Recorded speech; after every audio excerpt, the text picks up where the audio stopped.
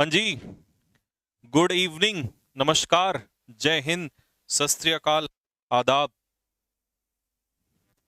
कैसे हैं आप सभी लोग, सारे के सारे? तैयार हैं एक और धमाकेदार सेशन के लिए? आज तबाही मचा दें।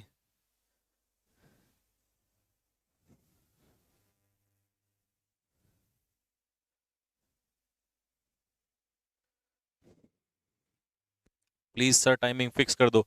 बेटा, टाइमिंग आपकी फिक्स ही रहती है, वही 2 बजे वाली। बस मैंने ये रिजर्व में टाइम इसलिए रखा है कि कभी ऐसा हो जाता है कि इमरजेंसी मेरे को कहीं जाना पड़ जाता है, क्योंकि आपको पता है ऑफलाइन है ना, हमारे साथ ऑफलाइन का बड़ा पंगा रहता है। ऑफलाइन क्लासेस एंड और भी बहुत सारे काम होते हैं, या घर का भी कोई काम होता है। ठीक है। घर से मतलब वो नहीं, शादी वाला, कभी सोचो, अभी तो शादी नहीं हुई है ना। लेकिन फिर भी बहुत सारे काम होते हैं, मम्मी पापा भाई बहन दोस्त, मतलब और भी कई बार लाइफ में बहुत सारे होते हैं। तो इमरजेंसी अगर कभी निकल जाना पड़ता है ना, तब इस वजह से मैं, लेकिन मैं क्लास मिस नहीं करता। मैं यही रखता हूँ कि उस दिन क्लास रात को शिफ्ट कर देता हूँ, जिससे क्लास नहीं छूटनी चाहिए। ठीक है। क्योंकि नहीं तो सोचो, रात को आना पड़ता है इतनी दूर, है ना। तो आप समझ सकते हो कि जिंदगी में प्रॉब्लम किसी के साथ भी आ सकती है। बट मेरा यही रहता है कि क्लास मिस ना हो, चाहे उस दिन शिफ्ट कर दो, बस ये होता है। ठीक है, बाकी कुछ नहीं। चलो, पहले बुक के बारे में बताओ। उमा, उमा जी, बुक के बारे में ये है कि बुक आप लोगों की जो है मॉक टेस्ट वाली आ रही है। ठीक है। और एक आपके लिए बहुत बड़ी खुशखबरी है आज। और अभी मुझे पता है, इस खुशखबरी को सुनते ही कई सारे बच्चे जो हैं एकदम से दिल की बरसात करेंगे, यूं फुर फुर फुर फुर फुर फुर फुर। ठीक है। और वो खुशखबरी क्या है? खुशखबरी ये है कि आज से मैं जो कुछ भी पढ़ाने वाला हूं, वो तुम्हें सब लिखा हुआ मिलेगा। अरे, इतने दिन से कह रहे थे सर हम, हैं, आज से जो कुछ भी होगा वो सब लिखा हुआ मिलेगा। पीडीएफ पे सब कुछ लिखा हुआ मिलेगा आप लोगों को। मैंने ये पूरा आईएफपी वगैरह भी चेंज करवा दिया आज दिन में, सारा का सारा। ठीक है। प्रोनाउन कब होगा गुरुजी? सर अभी होगा। अभी ये मैं 50 ईडियम्स बचे हुए हैं, पहले 50 ईडियम्स पूरे करूंगा फिनिश, और उसके बाद प्रोनाउन पे आ जाएंगे। ठीक है। और ये टिक लगा हुआ मिलेगा पीडीएफ, आप आपको टिक लगी हुई मिलेंगी। ठीक है, देखा मैंने कहा था।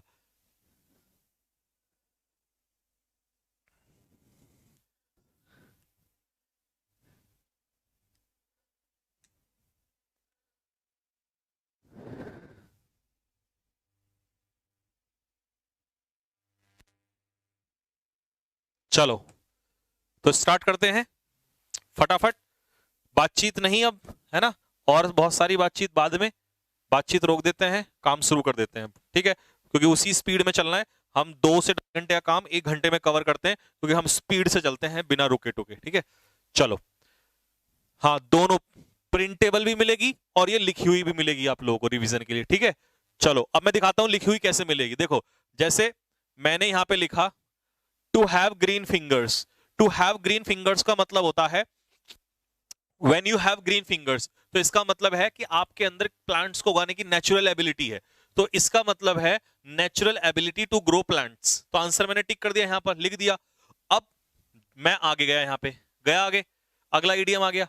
अब पीछे जा रहा हूं मैं, तो देखो पीछे जब मैं जा रहा हूं, तो ये लिखा हुआ है ऑलरेडी यहाँ पे। इसका मतलब ये पीडीएफ अब आपको लिखी हुई मिलेगी। आगे बात समझ में?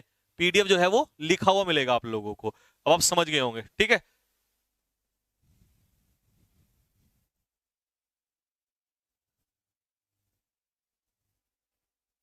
ठीक है भाई। चलो, हाँ जी बिल्कुल, इसमें हैंडराइटिंग भी मेरी थोड़ी सी अच्छी आ जाएगी। चलो, पहला क्वेश्चन हो गया। नेक्स्ट, अगला question. I do not want to work with a partner who play fast and loose. Fast and loose का मतलब क्या होता है? अगर कोई व्यक्ति फास्ट एंड लूज प्ले करता है, तो वो कहता कुछ और है, करता कुछ और है। इसका मतलब है टू बिहेव डिसऑनेस्टली, बेईमानी से बिहेव करना। This is called play fast and loose. तो फटाफट आंसर नोट करो, फिर आप लोगों को नोट करने के लिए टाइम नहीं मिलता है।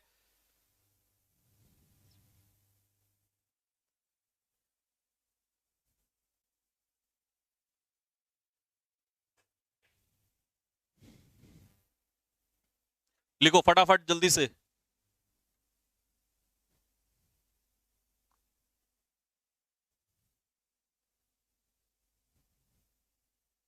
52 यार, 52 इसमें है नहीं शायद उसका। ये 52 ही है जिसपे 53 पड़ा हुआ है, इसकी नंबरिंग शायद गलत है। हाँ देखो 51, 50, 49, 48, 49, 50, 51, 53, वो सीधा 52 है, 53 हो गया, उसका नंबरिंग में थोड़ा सा मिसप्रिंट है शायद, ठीक है। अच्छा ये आ गया यहाँ पर 52।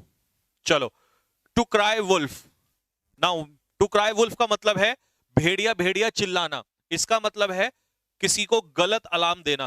B, to give false alarm. याद होगा बचपन में आपको, मैं यहीं पे याद करा देता हूं, बचपन में स्टोरी याद करो, जो वो भेड़िया भेड़िया चिल्लाता है और फिर एक दिन भेड़िया आई जाता है, तो वो गलत अलार्म देता है लोगों को, गलत तरीके से इंफॉर्मेशन देता है, ठीक है। तो इसका आंसर हो जाएगा बी। फटाफट चलना तेजी से, ठीक है, नोट करते हुए, सिर्फ पूरा मत कॉपी करना क्योंकि वो तो आपने पहले से लिख लिया होगा, ठीक है। नेक्स्ट, अगर नहीं लिखा तो बाद में लिखना। To eat like a bird. अब कुछ लोग क्या होते हैं, जिससे कि मोटे ना हो जाए, इस वजह से स्पेशली गर्ल्स में होता है, दे ईट लाइक अ बर्ड। और ये एनडीए में आया भाई, किस में आया, एनडीए में आया हुआ है।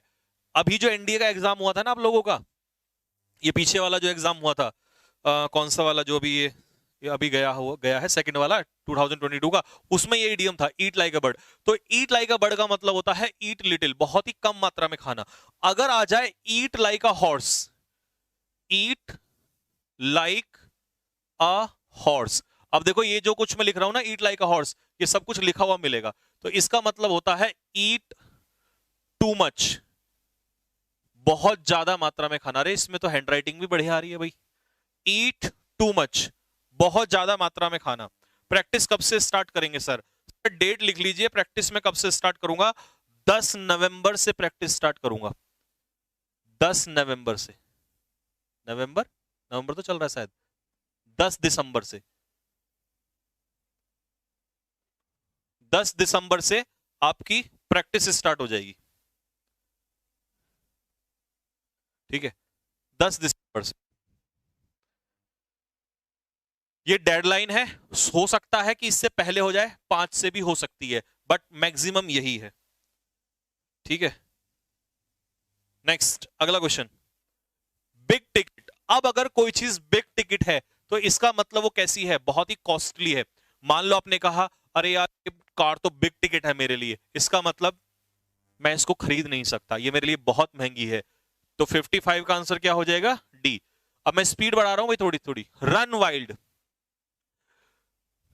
आपने देखा होगा कभी कभी मार्केट में क्या होता है, कोई सांड खड़ा होता है और वो एकदम से रन वाइल्ड हो जाता है, इसका मतलब क्या, इसका मतलब है वो काबू से बाहर हो जाता है, आउट ऑफ कंट्रोल। तो to grow without any control, यानी कि आउट ऑफ कंट्रोल हो जाना, इसे कहते हैं जंगली हो जाना। टू रन वाइल्ड, वाइल्ड के जैसा हो जाना। भयंकर प्रैक्टिस कराना सर, अबे भयंकर नहीं, भयंकर कहते हैं उसे, भयंकर, भयंकर नहीं भयंकर। स्पीड बढ़ा देते हैं, चलिए स्पीड बढ़ा देते हैं, ठीक है, वापस उसी फ्लो में आ जाते हैं। वाइंड डाउन, एक काम करो उनको बोलो कमेंट ऑफ कर देंगे, मैं फिर स्पीड नहीं, तो मैं कमेंट इधर पढ़ता रहूंगा, फिर स्पीड नहीं आएगी। मैंने कहा था पाकिस्तान, अबे यार पाकिस्तान के चक्कर में मत फंसा, पहले मुझे स्पीड में आने दे। वाइंड डाउन, देखो वाइंड डाउन का मतलब होता है जब आप काम कर रहे होते हैं और काम करने के बाद आप रुक जाते हैं थोड़ी देर के लिए और फिर रिलैक्स करते हैं, तो उसे कहते हैं वाइंड डाउन करना। तो to relax after a period of activity, 57 का सी। जब आप काम करते हैं तो काम करने के बाद रिलैक्स करना, इसे कहते हैं वाइंड डाउन हो जाना। तो 57 का आंसर क्या है, सी आंसर है। नेक्स्ट, अगला question, at par with someone. At par with someone का मतलब है इक्वल होना। जैसे लड़कियां जो हैं, गर्ल्स आर, ये जी फॉर गर्ल्स और ये बी फॉर बॉय, तो they are at par with boys. इसके लिए एक वर्ड आता है टेंटामाउंट, TANTAMOUNT। आज मेरे को पढ़ाने में ना बड़ा मजा आ रहा है, हाय ऐसा सुकून आ रहा है ना, क्योंकि वो सब कुछ कुछ करना ही नहीं पड़ रहा, लिखना नहीं, तो पहले क्या करना पड़ता, पीछे आना पड़ता था फिर लिखना पड़ता था, बड़ा दिक्कत सा। अब सब कुछ लिखा हुआ है, ऐसे ही चल रहा है, मजे स्मूथ चल रहा है, आज अच्छा लग रहा है। एट पार विद समवन का मतलब है इक्वल होना, तो बी आंसर है, ठीक है। अब वो बार बार पहले हाथ दबाना पड़ता था फिर ये करना पड़ता था, इसमें कुछ नहीं है, इसमें सीधा आगे बढ़ो। नेक्स्ट, और देखो लिखा हुआ भी मिलेगा, सबसे अच्छी बात तो ये सब कुछ लिखा हुआ मिलेगा तुम्हारे लिए। खैर समय के साथ चीजें अच्छी होती हैं। Next, stand one's ground. Stand one's ground का मतलब होता है अपनी बात पर अड़े रहना, अपने ग्राउंड पर, अपनी जमीन को ना छोड़ना। कुछ लोग अपनी बात पर अड़े रहते हैं, तो टू रिमेन फर्म, दृढ़ रहना, अपनी बात पर दृढ़ रहना, अपनी बात पर अड़े रहना, उसे कहते हैं स्टैंड वंस ग्राउंड, अपनी बात पर अड़े रहना। नेक्स्ट, ऑन द कारपेट, अगर कोई चीज कारपेट पर है तो इसका मतलब है उस पर विचार चल रहा है। जैसे कई बिल ऐसे हैं पार्लियामेंट में जो कारपेट पर हैं, तो इसका मतलब अंडर कंसीडरेशन, उन पर विचार चल रहा है, उन पर थिंक ओवर किया जा रहा है, they are under consideration. Next, अगला, गिव हिम एम्प्लॉयमेंट, उसे रोजगार दो, he is straight shooter, straight shooter का मतलब होता है ऑनेस्ट, ऑनेस्ट, ईमानदार, स्ट्रेट शूटर का मतलब होता है ईमानदार।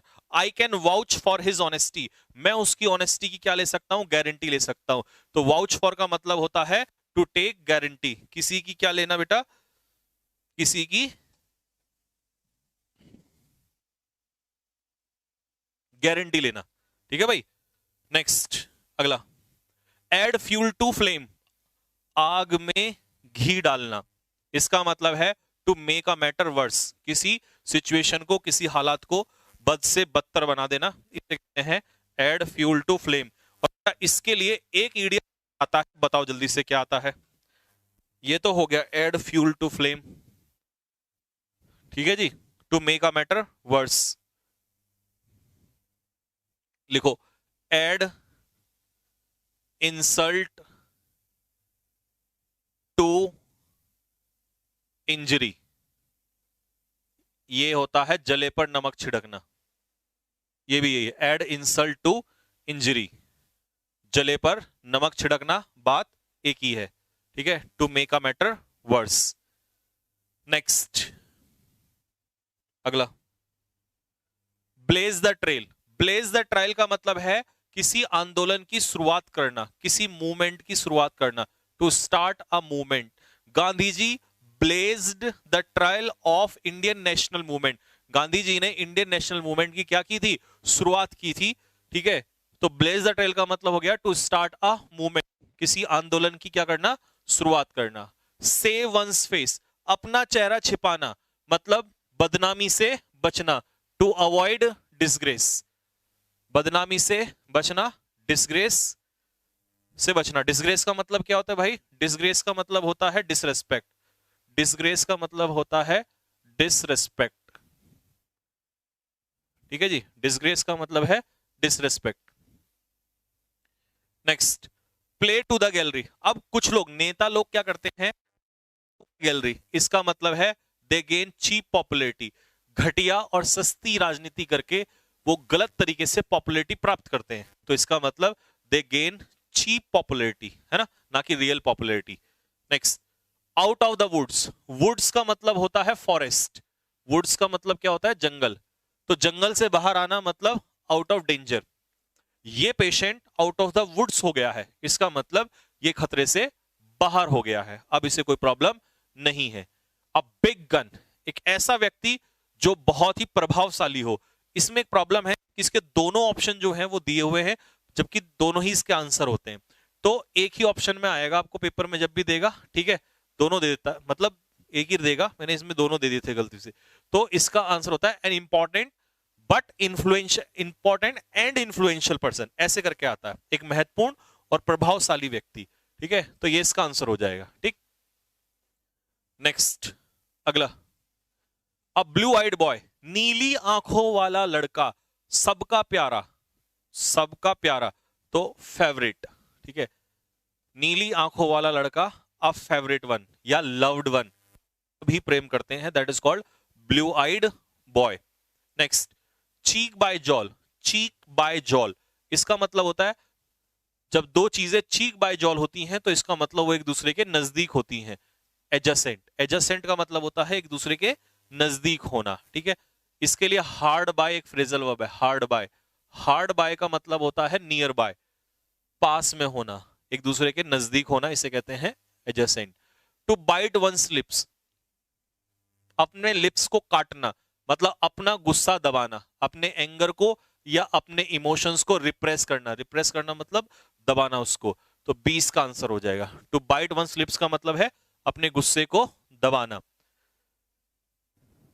Next, to be hand and glove with someone, किसी के साथ ग्लव हो जाना, इसका मतलब है किसी के बहुत ज्यादा क्लोज हो जाना, इंटीमेट हो जाना किसी के। इंटीमेट होने का मतलब है किसी से बहुत ज्यादा नजदीकियां बढ़ा लेना, ठीक है, नजदीकियां बढ़ा लेना, यानी कि किसी से बहुत ज्यादा क्या हो जाना, क्लोज हो जाना, नजदीकियां, नजदीकियां बढ़ाना किसी से।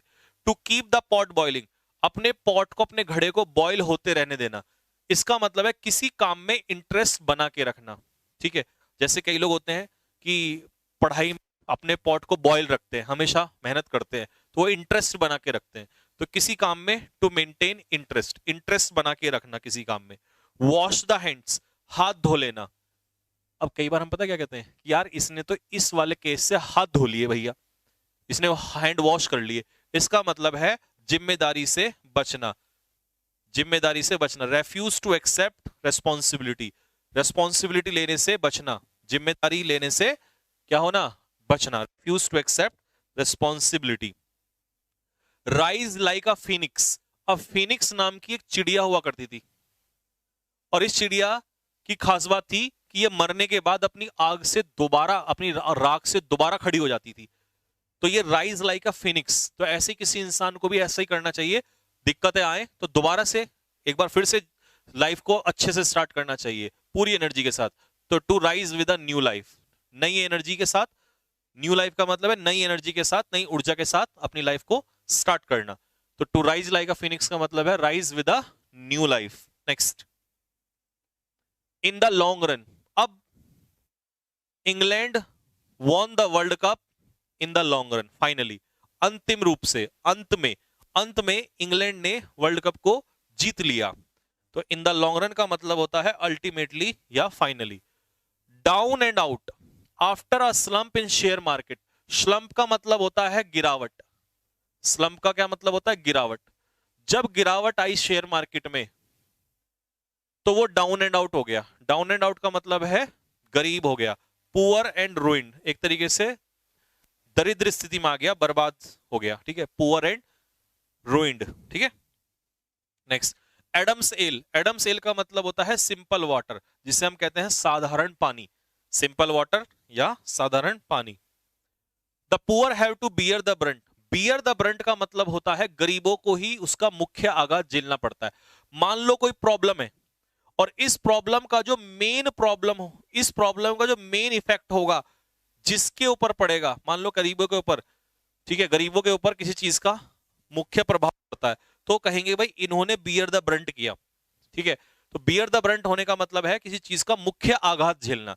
तो bear the main shock, main shock का मतलब है उसका जो मेन इफेक्ट होगा वो पड़ना, ठीक है, इसे कहते हैं beer the Brunt of something. Careful, careful का मतलब होता है सतर्क, या इसी को हम कहते हैं CAUTIOUS, कॉशियस। अरे वाह, आज तो हैंड राइट खतरनाक। कॉशियस, सतर्क होना, ठीक है। तो इसके लिए होगा आर्गस आइड, इसमें आई हट जाएगा, सिर्फ ई बचेगा, EYED, Argus eyed.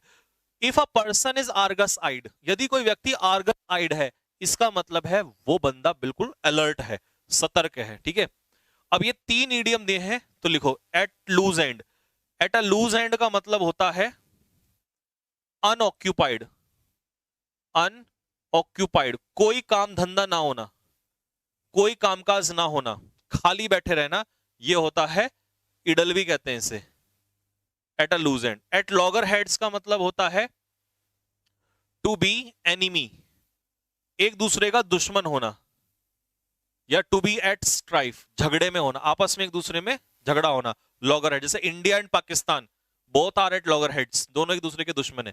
At large, at large, जो बंदा एट लार्ज होता है इसका मतलब वो अनरिलायबल है, उस पर आप विश्वास नहीं कर सकते। If a person is at large, it's का मतलब है द पर्सन इज अनरिलायबल, आप उस बंदे पर विश्वास नहीं कर सकते।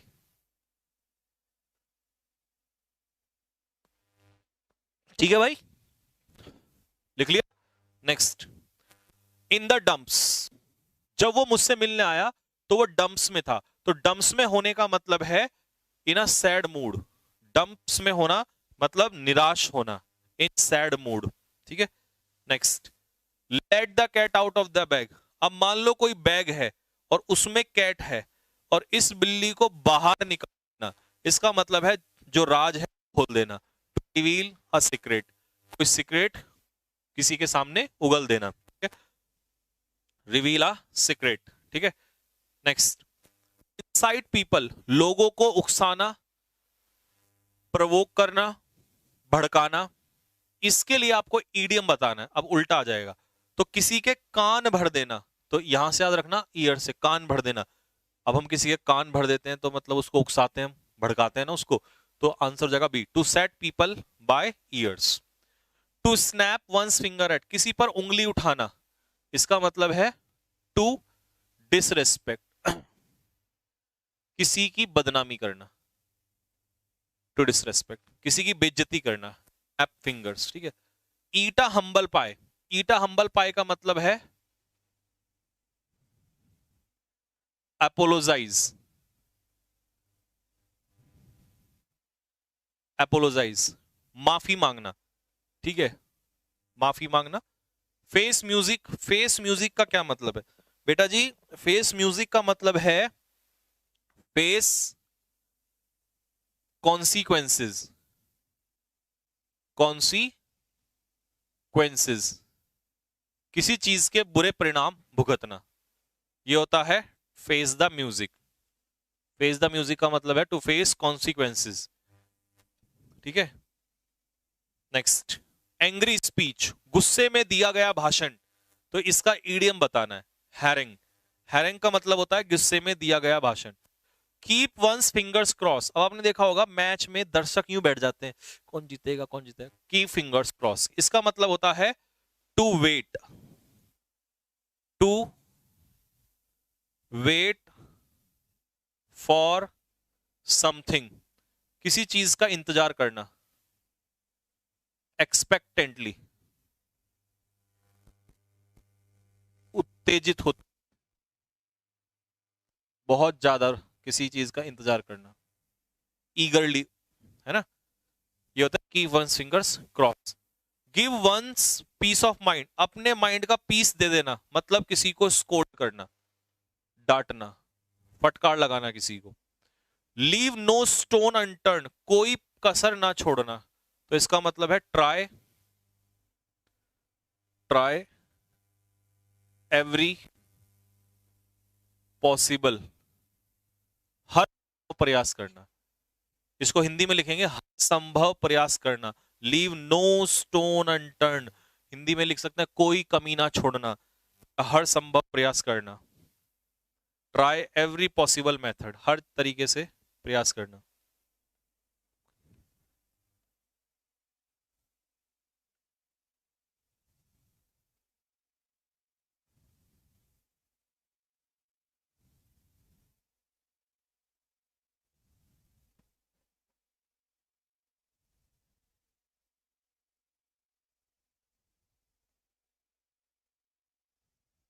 हो गया। नेक्स्ट, अगला, nook corner everywhere, they found him nook and corner, उन्होंने उसे ढूंढा हर जगह, नूक एंड कॉर्नर का मतलब है हर जगह। A burn child dreads the fire, इसका हिंदी अर्थ है दूध का जला छाछ भी फूंक फूंक कर पीता है, इसका मतलब है a man learn by mistake, इंसान जो है वो गलतियों से ही सीखता है, ठीक है जी। हिंदी में इसको क्या कहेंगे, दूध का जला छाछ भी फूंक फूंक कर पीता है। अगर आप दूध से एक बार जल जाए ना, फिर छाछ से भी पीने में डर लगता है, इसका मतलब इंसान गलतियों से ही सीखता है। टू बी अबव बोर्ड, इसका मतलब है अगर आप अबव बोर्ड हैं तो आप अपने काम में क्या है, ईमानदार हैं, क्या है आप, ईमानदार है। If you are above board it means you are ईमानदार यानी कि ऑनेस्ट। कैच अ टार्टर, इसका मतलब है किसी ऐसे व्यक्ति से आपका डील होना जो आपसे भी बेहतर हो, तो to deal with a person who is more than one's match, जो आपसे बेहतर हो। जैसे इंडिया इंग्लैंड का जब मैच हुआ तो इंडिया ने कैच अ टार्टर कर लिया, इसका मतलब उनकी भिड़ंत ऐसी टीम से हो गई जो उनसे भी बेहतर थी, ठीक है। तो कैच अ टार्टर का मतलब है ऐसे व्यक्ति से ऐसी चीज से डील करना जो आपसे भी बेहतर हो, तो इसका आंसर क्या हो जाएगा साहब, डी, डी इसका आंसर हो जाएगा। नेक्स्ट, एंड इन स्मोक, धुएं में मिल जाना, इसका मतलब है बर्बाद होना। To ruin oneself, ruin का मतलब है डिस्ट्रॉय, बर्बाद होना। तो एंड इन स्मोक का मतलब है to ruin oneself. Next, accept the gauntlet. Accept the gauntlet का मतलब है चैलेंज एक्सेप्ट करना, किसी व्यक्ति का चैलेंज स्वीकारना, ये कहलाता है एक्सेप्ट द गॉन्टलेट। नेक्स्ट 90, इन अ जिफी, अगर आप जिफी में हैं तो इसका मतलब है जल्दबाजी में होना। लिखो in hurry, HURRY।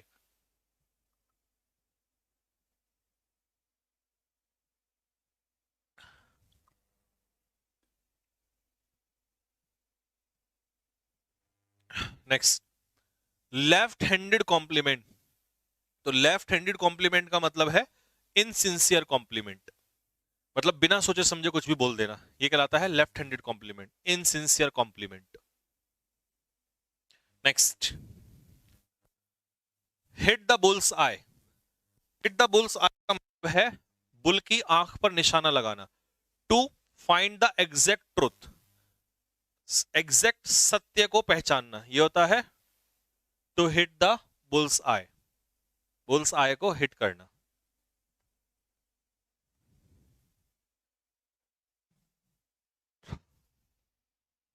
Next, take the heart. नहीं, टेक द हर्ट नहीं है बेटा, ये है take to heart. Take to heart, किसी बात को दिल पर ले लेना। ठीक है जी, किस पे ले लेना? दिल पर ले लेना। तो इसका मतलब है दिल के टुकड़े हजार हो जाना। तो टू ग्रीव ओवर, दुख प्रकट करना। टू बी सैड, निराश होना, दुख प्रकट करना। ठीक है, दिल के टुकड़े टुकड़े करके मुस्कुरा के चल दिए। देख रहे हो कितने तीर। ठीक है, तो ये होता है टेक टू हर्ट, कोई बात दिल पे लग जाती है ना आपके। Next, to have an edge on someone, किसी व्यक्ति पर या किसी टीम पर आप अगर एज रखते हैं तो इसका मतलब है आप उनसे बेहतर हैं। To be slightly better, if you have edge, अगर आपको एज है किसी से तो इसका मतलब है आप दूसरों से बेटर हैं। To be slightly better than someone. Argue on trivial matter, trivial का मतलब होता है अनइम्पॉर्टेंट, अनइम्पॉर्टेंट, ऐसे मुद्दों पर लड़ना जिनका कोई महत्व ना हो। तो इसका ईडियम होगा to wrangle over an ass shadow, गधे की परछाई के ऊपर लड़ना। टॉक थ्रू वंस हेड, अपने हेड से बात करना, इस ईडियम का मतलब है टॉक नॉनसेंस, मूर्खतापूर्ण बातें करना। कैसी बात करना? नॉनसेंस बात करना। पे थ्रू नोज, नोज से पे करना मतलब ऊंची कीमत अदा करना। पे हाई प्राइस, किसी चीज की बहुत बड़ी कीमत चुकाना। थ्रो कोल्ड वाटर, किसी के ऊपर ठंडा पानी फेंकना, इसका मतलब है किसी को डिस्करेज करना। क्या करना? किसी को डिस्करेज करना, हतोत्साहित करना किसी को, टू डिस्करेज समवन।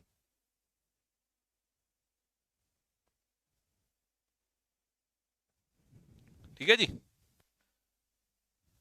चलो नोट करो।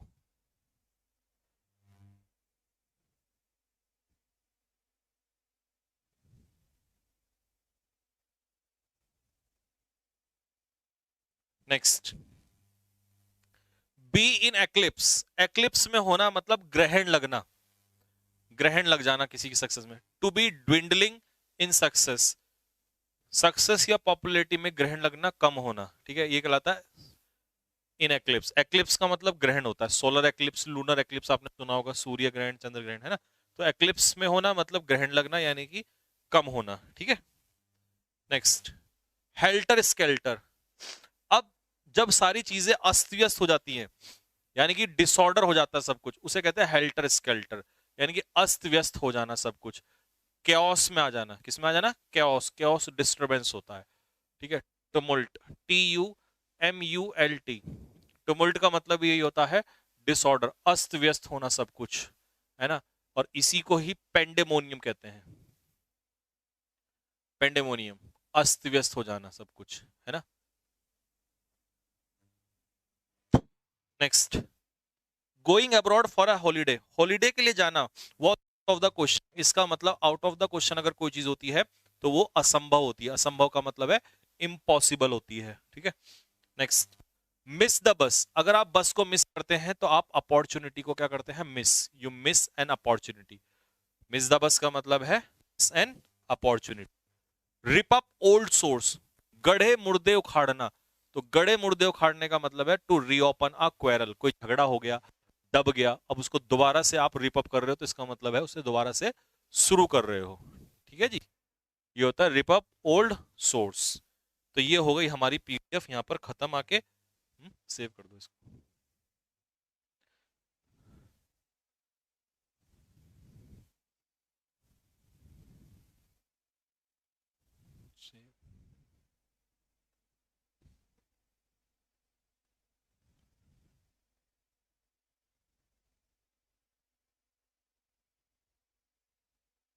एक मिनट लेंगे भाई, ये सेव होने में थोड़ा सा टाइम लगाएगी, है ना।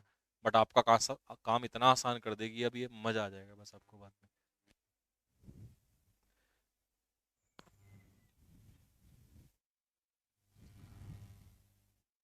है? हाँ, दोनों देंगे, वैसी फोटो। हाँ, हाँ, वाइट वाली भी और ये भी।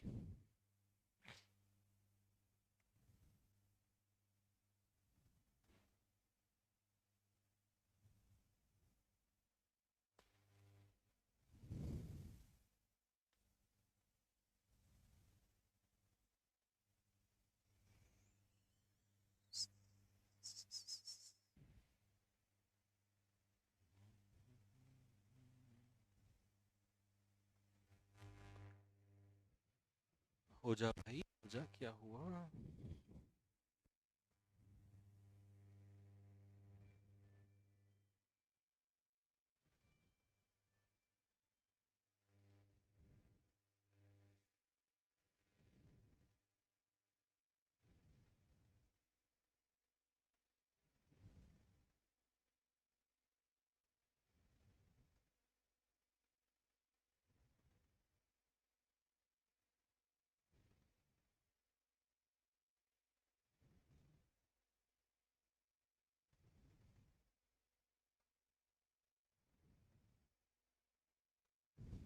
क्या हुआ, हैंग तो नहीं हो जाएगा ये?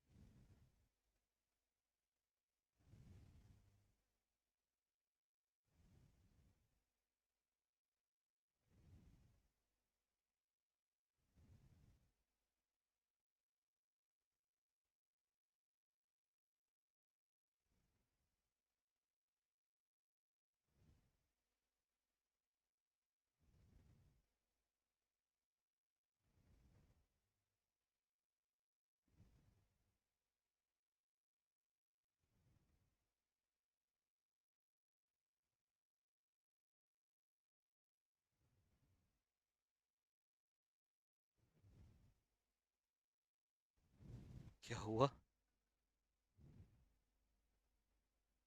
उसको बुलाने जरा।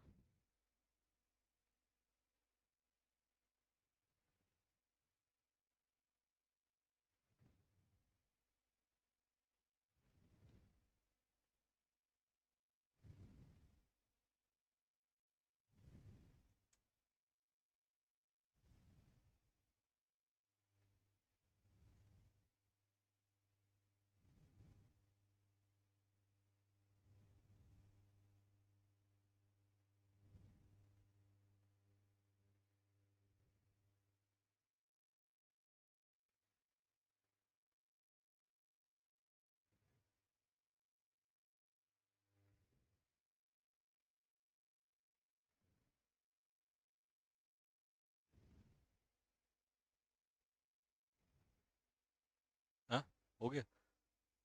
हाँ, अब प्रोनाउन।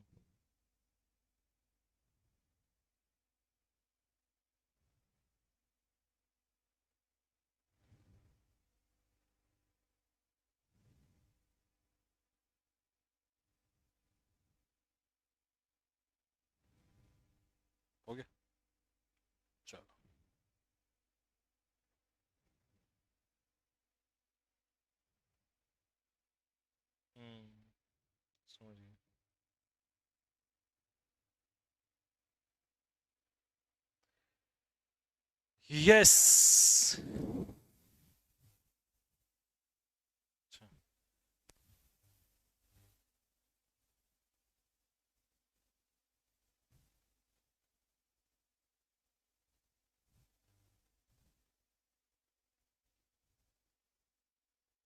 ठीक है, ठीक है, ठीक है, ठीक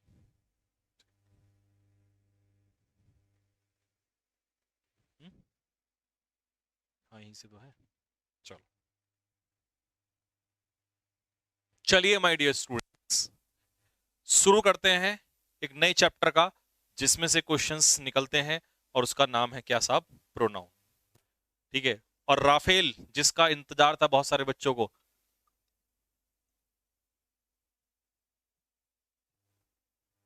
वो भी यहीं से निकलता है।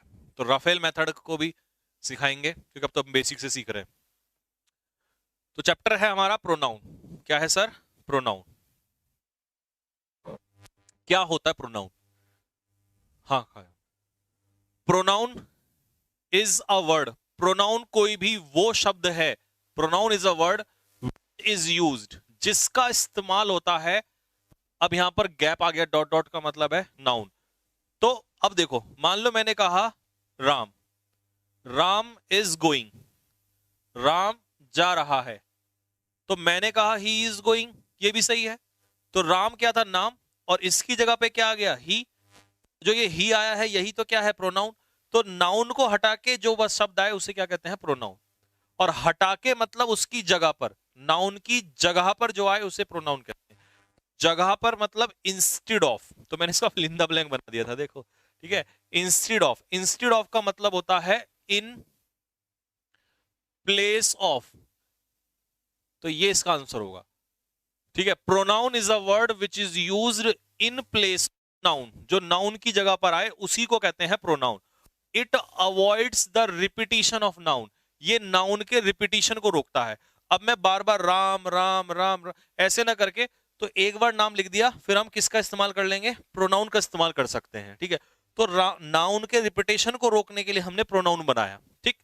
अब इनका मतलब क्या होता है? बाय डिंट ऑफ, सीडीएस में पूछा था आपसे by dint of. By dint of का मतलब होता है बाय मीन्स ऑफ, के माध्यम से, किसी चीज के माध्यम से। डेस्पाइट अपने पीछे ऑफ नहीं लेता। और इंस्पाइट ऑफ का मतलब होता है के बावजूद, यानी कि ये दोनों आपस में एक दूसरे के इक्वल है। प्रेपोजिशन में आपने सुना होगा इसको। तो despite is equal to in spite of. Despite in spite of के इक्वल ही होता है। ठीक है। इन दोनों का मतलब है, हिंदी में लिख देता हूं, के बावजूद। ठीक है जी, ये होता है इंस्पाइट ऑफ या डेस्पाइट। और डेस्पाइट अपने पीछे ऑफ नहीं लेता। तो आपको ये पूरी थ्योरी समझ में आ गई होगी कि प्रोनाउन कोई भी वो शब्द है जो नाउन के बदले में आता है, और ये नाउन के रिपीटेशन को रोकने का काम करता है। ठीक है। अब ये थ्योरी आप लिख लेंगे फटाफट जल्दी से। वैसे तो यहां पर सामने सब कुछ ही लिखा हुआ है, और अब अच्छी बात यह है कि ये लिखा हुआ आपको आगे चल के मिलेगा भी। ठीक है जी। नेक्स्ट, अगले पेज पर चलते हैं। चलिए, आगे प्रोनाउन को पढ़ने से पहले हम सीखेंगे प्रोनाउन की टेबल। क्या सीखेंगे भाई? प्रोनाउन की टेबल। बहुत जरूरी है ये टेबल सीखना। ठीक है। सबसे पहले हमने देखा subjective case, objective case, possessive adjective, possessive pronoun, और ये है फिर रिफ्लेक्सिव प्रोनाउन। अब मेरी बात ध्यान से सुनना। सब्जेक्टिव केस का इस्तेमाल कब होता है? जब हमें सब्जेक्ट की जरूरत पड़ती है। ऑब्जेक्टिव केस का इस्तेमाल कब होता है? जब हमें ऑब्जेक्ट की जरूरत पड़ती है। ठीक है। मान लो मैंने आपसे कहा कि मुझे यहां पर एक वर्ब दी हुई है, और इस वर्ब से पहले क्या लगाओगे आप? सब्जेक्ट। तो मैंने कहा आई लगाओगे या मी? तो सब्जेक्ट के रूप में आई आएगा। अगर मैं ऑब्जेक्ट के रूप में लगाता, तो ऑब्जेक्ट के रूप में क्या आता? मी आता। तो ये होते हैं सारे सब्जेक्ट, और ये होते हैं सारे ऑब्जेक्ट। तो आई का ऑब्जेक्ट क्या होता है? मी। वी का ऑब्जेक्ट क्या होता है? अस। और यू का ऑब्जेक्ट तो यू ही होता है। और साथियों, ही का ऑब्जेक्ट क्या होता है? हिम। ऐसे ही शी का ऑब्जेक्ट होता है हर, दे का ऑब्जेक्ट होता है देम, और इट का ऑब्जेक्ट होता है इट। यानी कि यू का यू, इट का इट, ये दोनों सेम होते हैं। तो ये बात तो आपको मुझे पता है क्लियर हो गई। बट अब केस आता है पजेसिव एडजेक्टिव क्या होता है। ठीक है भाई, ये बात ध्यान से सुनना। पजेसिव एडजेक्टिव से यहां पर हमारा क्या मतलब है। पजेसिव एडजेक्टिव का मतलब है कि अगर आप कोई पजेसिव एडजेक्टिव यहां से रखते हो, ठीक है, मैं इसको एक सेकंड हटा देता हूं। मान लो मैंने ले लिया माय, तो ये हमेशा अपने पीछे नाउन लेता है। कैसे? मैंने एक सेंटेंस लिया, दिस इज माय, तो ये अधूरा नहीं रह सकता, आपको यहां पर कुछ ना कुछ नाउन डालना पड़ेगा। कुछ भी डाल दो, दिस इज माय कार, ये सही है। तो ये जितने भी पजेसिव एडजेक्टिव हैं, ये अपने पीछे नाउन जरूर लेते हैं। ये इनकी खास बात है। आगे ना बात समझ में। तो पजेसिव एडजेक्टिव अपने पीछे क्या लेता है, यहां लिख देता हूं। पजेसिव एडजेक्टिव अपने पीछे क्या लेता है भाई? नाउन लेता है। क्या लेता है? नाउन लेता है। ठीक है, जरूर आएगा इनके पीछे नाउन। ठीक, और ये किसके इक्वल होता है? माइन के इक्वल होता है, मतलब पजेसिव प्रोनाउन के इक्वल होता है। Is equal to possessive pronoun. तो एक फॉर्मूला बन गया कि possessive pronoun is equal to possessive adjective plus noun. तो mine is equal to my नहीं होगा, ये एडजेक्टिव है, ये प्रोनाउन है। कई बार लोग पूछते हैं ना माइन और माई में क्या फर्क है। ये प्रोनाउन है और ये एडजेक्टिव है। तो ये अपने पीछे क्या लेगा? ये अपने पीछे लेगा नाउन, और इसके साथ नाउन नहीं आएगा। ये अपने पीछे क्या लेते हैं? नाउन, नाउन लेते हैं। अब जैसे दोनों देखने में सेम है, हिज और हिज, ठीक है, तो कोई इश्यू नहीं है। ठीक है, आप एडजेक्टिव ही मान के मतलब उसे, अब कई बार बच्चे कहते हैं सर हमें कैसे पता चलेगा। तो मेरे भाई सुनो ध्यान से, जब तुम्हें हिज के पीछे नाउन लिखा हुआ नजर आए तो समझ जाना वो पजेसिव एडजेक्टिव है, और अगर वो अकेला नजर आए तो समझ जाना वो पजेसिव प्रोनाउन है। ठीक है, नेक्स्ट। ऐसे ही her plus noun, their plus noun, ठीक है जी, इट्स प्लस नाउन, और पजेसिव प्रोनाउन इट्स का कुछ नहीं होता है, यहां खाली है बिल्कुल। ठीक, तो एक बार फिर से आ जाओ। Possessive pronoun is equal to possessive adjective plus noun. इनके पीछे नाउन हमेशा आएगा, ऑलवेज आएगा, ऑलवेज आएगा, ऑलवेज आएगा। इनके पीछे कभी नाउन लगा मत देना। तो पजेसिव प्रोनाउन जो है कभी भी, समझ रहे हो, पजेसिव प्रोनाउन जो है वो कभी भी, पजेसिव प्रोनाउन जो है वो कभी भी अपने पीछे नाउन नहीं लेता।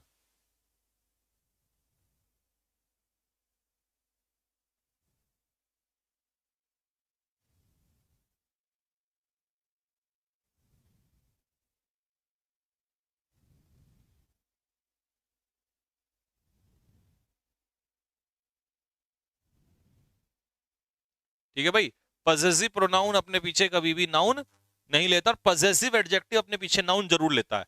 तो आपको समझ में आ गया होगा कि ये है सब्जेक्टिव केस, ये है ऑब्जेक्टिव केस। सब्जेक्ट, ऑब्जेक्ट, ये अधिकार दिखाते हैं लेकिन ये अपने पीछे नाउन लेते हैं, और ये भी अधिकार दिखाते हैं बट ये नाउन नहीं लेते क्योंकि ये प्रोनाउन होते हैं। ठीक है, तो ये चारों समझ में आ गया। उसको भी छोड़ दो, उसको नहीं ले रहे अभी हम, वो आगे लेंगे, रिफ्लेक्सिव प्रोनाउन। तो ये चारों टॉपिक आपको समझ में आ चुके होंगे। ठीक, चलो आगे बढ़ते हैं। डिफरेंस बिटवीन इट्स और इट्स। बहुत बच्चे, जब मैं यूट्यूब पे पढ़ाता था तो उस समय मुझसे कई बार डाउट पूछते थे, सर इट्स और इट्स में क्या डिफरेंस है। तो इट्स और इट्स में मेरे बच्चे डिफरेंस ये है, एक इट्स में अपोस्ट्रोफियस लगा होता है और एक बिना इट्स, बिना उसके है। ठीक है, तो देखो, जिसमें अपोस्ट्रोफियस नहीं लगता ये तो होता है एडजेक्टिव, मतलब इसके पीछे तो तुम क्या लगाओगे? नाउन लगाओगे। ठीक है, और ये जो एपोस्ट्रोफियस वाला होता है, ये यहां इसका मतलब होता है इट इज या इट वॉज। ये एपोस्ट्रोफियस का मतलब होता है इज या वॉज, ये वर्ब लगी हुई होती है इसमें, इट इज या इट वॉज। अब कैसे पकड़ेंगे इसको, तो ध्यान से सुनो। The state government is not playing अपना रोल। पहले तो रोल की स्पेलिंग ROLE, स्प्रिंग रोल वाला रोल नहीं लगाना। स्टेट गवर्नमेंट अपना रोल उत्तराखंड में अदा नहीं कर रही है। तो किसका रोल? स्टेट गवर्नमेंट का रोल। अगर आई का रोल होता तो माई रोल, यू का रोल होता तो योर रोल, ही का रोल होता तो हिज रोल, स्टेट गवर्नमेंट का रोल है तो ये बनेगा इट्स रोल। और रोल यहां पर क्या है? नाउन, और नाउन से पहले एडजेक्टिव, तो आईटीएस वाला आना था यहां पर, अधिकार दिखाने वाला। ठीक है, next RBI. The RBI has allowed, RBI ने अलाउ किया है एसबीआई को टू ओपन, कि वो खोल ले अपनी ब्रांच। किसकी ब्रांच?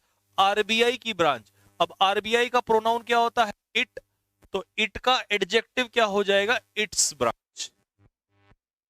और ब्रांच क्या है? नाउन, नाउन से पहले हमें क्या चाहिए? एडजेक्टिव। इन रिमोट एरियाज, दूर दराज के क्षेत्रों में, क्योंकि ये अच्छा कर रहा है। कौन? आरबीआई। तो यहां पर आपको मेन वर्ब तो मिल गई, हेल्पिंग वर्ब चाहिए, तो इट इज, क्योंकि ये अच्छा कर रहा है तो इट इज में कौन सा इट आएगा? एपोस्ट्रोफी एस, क्योंकि इस इट्स का मतलब होगा इट इज। ठीक है भाई, तो देखा आपने कैसे निकाला हमने यहां पर। अब मैं एक एग्जांपल और दूंगा आपको, और आप जहां भी बैठे हुए हैं अपने मन से इसको सॉल्व करना, क्या आएगा इसमें, है ना। लिखो, द डॉग, कुत्ता, इज वेगिंग, समझ रहे हो? वेगिंग, पूंछ हिलाना, टेल। अब बताओ कौन सा इट्स आएगा? कुत्ता अपनी पूंछ हिला रहा है, कुत्ता अपनी पूंछ हिला रहा है। द डॉग इज वेगिंग, अपनी पूंछ, पूंछ, पूंछ क्या है? नाउन, अपनी, अधिकार, तो नाउन है, नाउन से पहले एडजेक्टिव आएगा, और एडजेक्टिव में ये वाला इट्स। तो आपको आज ये दोनों इट्स का डाउट भी क्लियर हो गया होगा। ठीक है, एग्जाम्पल मैं यही लिखा रहने दूंगा, जिससे कि आप आसानी से बाद में नोट कर लें। ठीक है, चलो, some examples to understand basic facts of pronoun। Pronoun के बेसिक फैक्ट्स को समझने के लिए कुछ उदाहरण। प्रोनाउन के बेसिक फैक्ट्स को समझने के लिए कुछ उदाहरण। ठीक है, तो बेसिक में समझते हैं प्रोनाउन को। पहला example, Rohan bought a white shirt. Rohan ने एक वाइट शर्ट खरीदी। कितनी शर्ट खरीदी? एक शर्ट खरीदी, और ये इमैक्यूलेटली व्हाइट थी। इमैक्यूलेटली व्हाइट का मतलब है प्योर व्हाइट, मतलब इमैक्यूलेट का मतलब होता है जिससे कोई दाग ना हो, इमैक्यूलेट का मतलब होता है स्पॉटलेस, स्पॉटलेस जिसमें कोई दाग ना हो।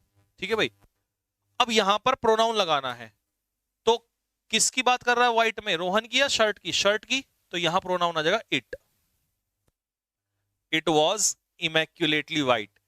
ठीक है, क्यों? क्योंकि कितनी शर्ट है? एक, और एक शर्ट का क्या बनेगा? एक शर्ट का प्रोनाउन नॉन लिविंग है, और नॉन लिविंग के लिए इट आ जाएगा यहां पर। ठीक है, रोहन बॉट 3 व्हाइट शर्ट्स। अब उसने 3 शर्ट खरीदी, और वो सारी की सारी प्योर व्हाइट थी, तो अब इसका एक व्हाइट, एक शर्ट थी तो इट, इसका प्लूरल क्या होगा? अब कुछ लोग क्या कहेंगे? इट का प्लूरल इट्स। अबे नालायको, इट का प्लूरल इट्स नहीं होता, इट्स तो एडजेक्टिव होता है। अगर सिंगुलर है नॉन लिविंग तो इट, और अगर प्लूरल है तो दे। अरे सर हम तो इट सोच रहे थे। नहीं नहीं, गलत है, जो तुम सोच रहे थे वो गलत है। ठीक है, इट का प्लूरल होता है दे। जैसे मान लो मेरे हाथ में एक पेन है, अगर एक पेन है तो इट, और बहुत सारे हैं तो दे। तो आप यहां पर भी लिख सकते हैं कि जो इट है उसका प्लूरल दे होता है, हमेशा याद रखना बस, इट्स नहीं होता। इट का प्लूरल दे होता है।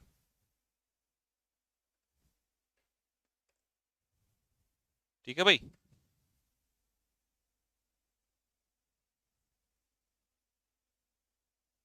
समझ में आ गया सभी को? इट का प्लूरल क्या होता है बेटा? इट का प्लूरल होता है दे। नेक्स्ट, अब मैं ये लिखा हुआ छोड़ रहा हूं यहीं पे, अगले उसमें चलते हैं। वैसे अच्छा यार ये लिखा हुआ सब कुछ, बाद में मजा आएगा पढ़ने में आपको। The RBI is the master of all Indian banks. सभी इंडियन बैंक्स का ये मास्टर है, और ये सारे बैंक फॉलो करते हैं इट को। इट कौन है यहां पर? ये आरबीआई, क्योंकि एक बैंक है, आरबीआई को तो फॉलो करेंगे, तो इट आरबीआई के लिए आया है। और सभी बैंक्स प्लूरल है, तो एक बैंक है तो इट, और प्लूरल है तो दे फॉलो इट, ये सारे इसे फॉलो करते हैं। अमित और राजू इंडियंस हैं और ये लोग imbued with the spirit of nationalism, nationalism की भावना से भरे हुए हैं। इम्ब्यूड विद का मतलब होता है फुल ऑफ नेशनलिज्म, इनके अंदर राष्ट्रवाद की भावना भरी हुई है। तो अमित अगर एक होता तो इसका प्रोनाउन बनाते ही, ठीक है, लेकिन इसके साथ राजू भी है और राजू का प्रोनाउन भी क्या होगा, ही। तो कितने ही हो गए, दो, तो इसका प्रोनाउन होगा ही।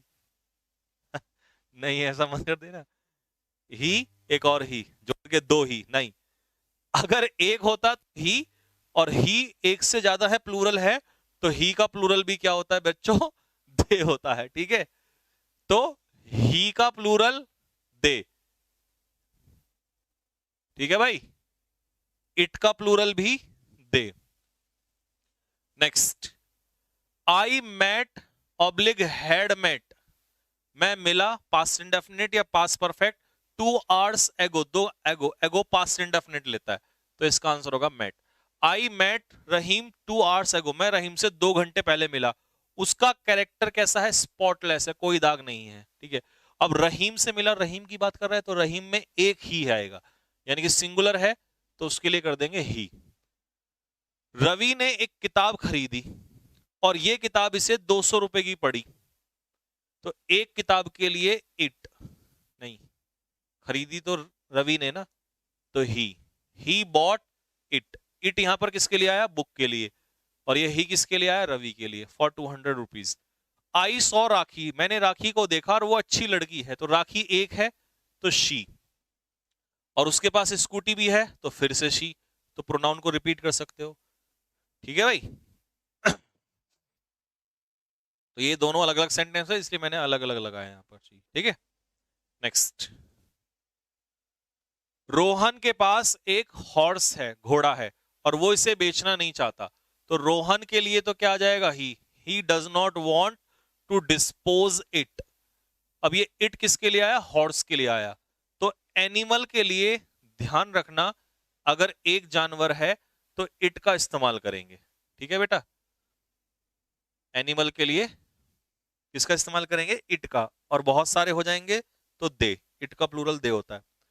The students were making a noise, बच्चे शोर मचा रहे थे, और उन्हें पुल अप का मतलब है स्कोल्ड, उन्हें टीचर के द्वारा डांटा गया। अब स्टूडेंट्स प्लूरल है, तो प्लूरल में क्या आंसर हो जाएगा, दे।